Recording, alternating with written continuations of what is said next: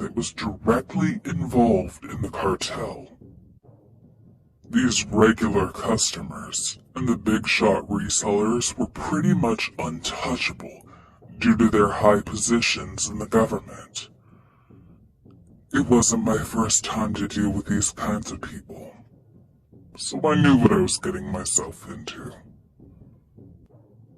I put up a legitimate establishment that would supply locally woven garments in Africa, and I'd distribute them in the US and China. This garment business was but a cover-up for my intended trade.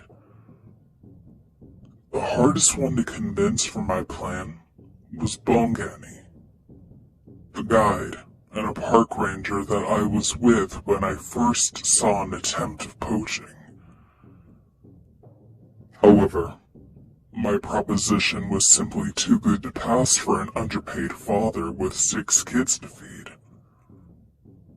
I hired the women in their village as weavers for my garment trade, and I employed the poacher that I saw back then.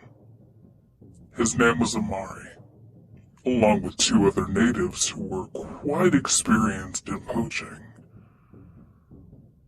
There were a few hiccups along the way that concerned the legalities of my shop and my recurring stay in Africa, but I managed to pull through somehow.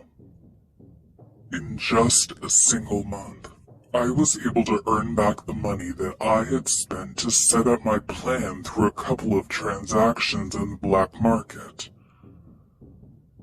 My plan played out well since everybody was doing their jobs. Bongani would inform us about the areas where the guards were scouting, and all we needed to do was hunt somewhere else. That of course sounds simpler than it is, but it's the basics of the matter.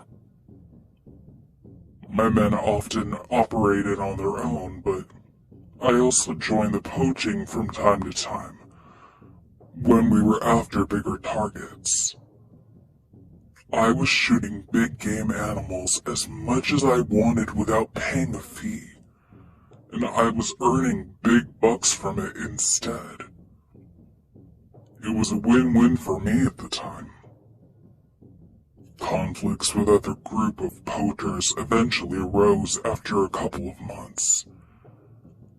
They were hesitant to make an ambush in the field since my men were properly armed with high-caliber rifles and handguns for such occasions. It wouldn't matter if they were ex-military men who became poachers. When it comes to a gun-to-gun combat, the ones who aren't afraid to draw first and shoot faster would always be on the top.